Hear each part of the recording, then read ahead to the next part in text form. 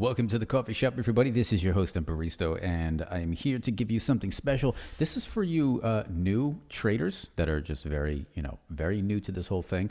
And some of you seasoned price action traders can actually use this little trick too, okay?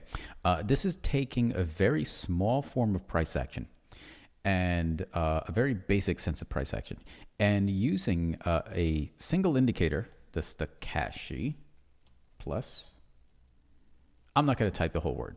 We'll just put Stocashi, right? Stocashi plus to find support and resistance. See, there we go. See, this is how you know I don't cherry pick my videos, because I'll make mistakes in the live and do the corrections and whatever. So here we are. So anyway, we're going to use the Stocashi, which is an indicator that I've created quite some time ago. And you can find it by going into your indicators tab and type in Stocashi plus. In the community scripts, you're going to see it. Stocashi plus Caffeine Crush Momentum by Coffee Shop Crypto, right? You can also go to my profile and get it, or you can go right down to the description below, or there's a link showing up in the video, and it's going to be a link directly to the indicator. What I want you to do is I want you to go to that indicator, boost it, add it to your favorites, and let's get it onto your chart, right? So you want to find support and resistance in your chart after you get trend line breaks. But where do you find support and resistance? I'm just marking these. They're really kind of irrelevant, So how do you know which ones are valid for momentum and which ones are not? Okay, very simple to do. What you're going to do is you need to follow a couple of very simple, basic rules. The Stochashi is going to show you a particular shape automatically that existed during your uptrend or existed during your downtrend, all right? The cool thing is that you are looking at trend line breaks. See, here's your trend line, right? And you can see that the trend line goes up, clearly broken and retested. I drew it here as opposed to here,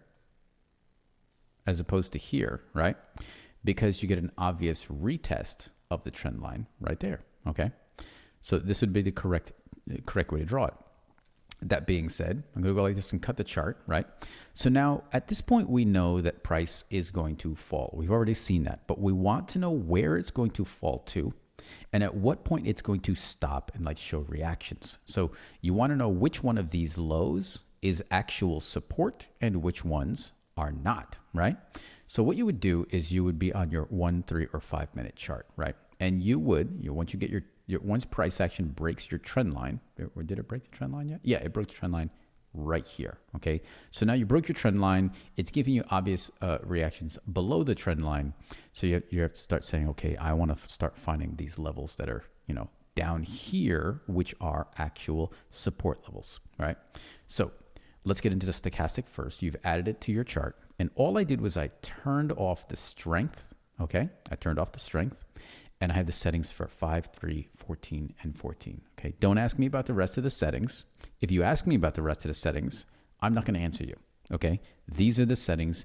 Here's your 5, 3, 14, 14, and shut off the strength. Okay, now what you're going to do is you are looking for something very particular when you have an uptrend, right? You have an uptrend that's marked, and then your uptrend is broken. Okay, you want to find the places that price action was finding as resistance, right?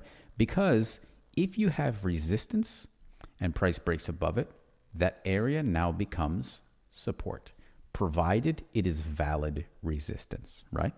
So there we go. What you're looking for in the stochastic is this. You're looking for the stochastic to have made a high and then a higher high, okay? But let me draw this the right way. It's going to make a high. It's going to be below 0. It has a midline right here. It's going to be below the midline, and it's going to do this, and then it's going to make a higher high, okay?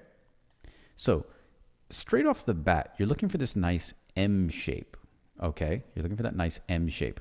It has to have a high and a higher high on your stochastic. But in the middle, below the midline, you have to have this, okay? Now, the cool thing here is the lower this is away from the midline, the stronger the resistance is. When this is closer to your first high, it is weak resistance. This marker right here, this little like pinpoint right here, this is what you're going to mark on your price. You came down, made a high, and then broke that high. So this is going to be a valid resistance. You're simply going to mark the high on the candle, but you have to do it where this exists on the stochastic. So let me show you, right? You have this M shape with this little, little bump right there in the middle. It has to be a high and a higher high. So we already know that this is here. Great. And you have a high and a higher high, and this is exactly what I'm looking for, okay? This one is not valid. Well, let me mark this one first, right? Now, it doesn't matter that your candle is a bearish candle or bullish candle. It doesn't matter. It simply has a high, okay?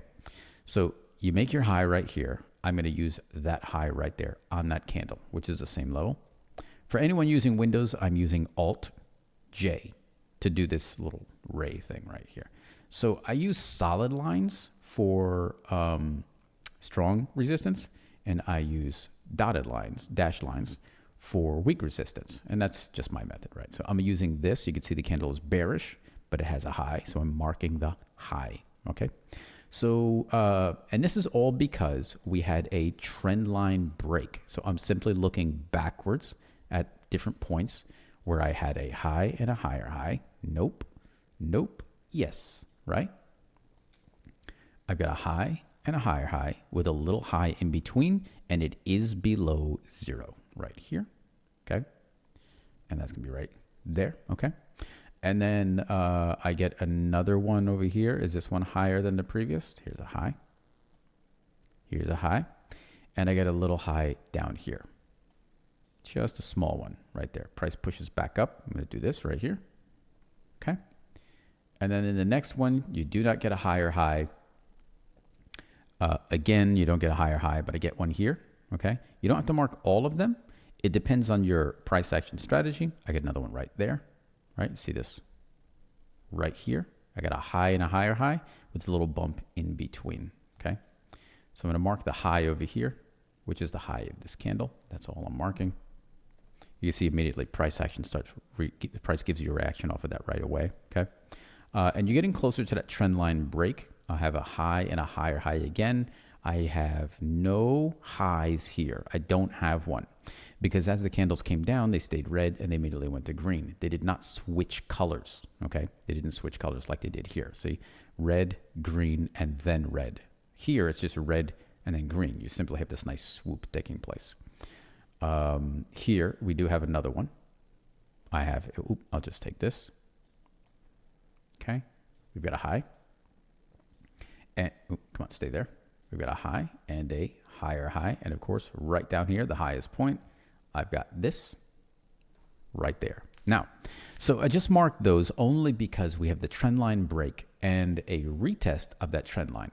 So I'm simply looking backwards on the stochastic and I'm marking the relevant highs that were, I don't want to do that. They were resistance. Now that price action is above them and falling down, it's going to use these as support, okay? That's what it's going to end up doing. So, and that's simply the way support and resistance works. Now we can look at, so we marked this one way back here, give an instant reaction for support, price came up, reacted again, right? This is the most recent one that we marked. Oh, sorry, actually, this is the most recent one. As price action was playing out, we marked this one as well, okay? You can see you get reactions here, reaction right there, right? Price is reacting again. We don't know what's happening just yet. And we could play it out, okay? So let's just play this out. We marked these much, much earlier. Like, let's see, this one was marked out, currently it was marked out 20 hours prior to current price. Great, right? It's nice to have a little crystal ball that allows you to look into the future. So price action clearly breaks through this one, so you may get a reaction back to the upside. We'll find out. However, on this one, right, we marked this one way over here, and price action still finds this significant. See, this nice little order block takes place. It's nice resistance. We'll see if the next candle breaks through it. Yes, it does. And you get another reaction right to that other one that we marked out, which is even further back. We simply marked this out way back here because you had a high, a higher high, and a lower high below 0, right? So let's just see what price action does to the rest. I just want to do this down here. Oh, we have another one down here. Let's just see. There. And you can see how price action is reacting to that whole thing. It won't get below that one, not just yet. Then you get another trend line break. Well, I don't know if that was the trend line per se. We got a high here and a high here, kind of, right? So you get a trend line break. What I could do here is look back at the stochastic in these levels, right? And find the what would end up being the previous support levels, you know, but we're not going to do that right now. Let's just see how price action reacts to these, just letting it play out.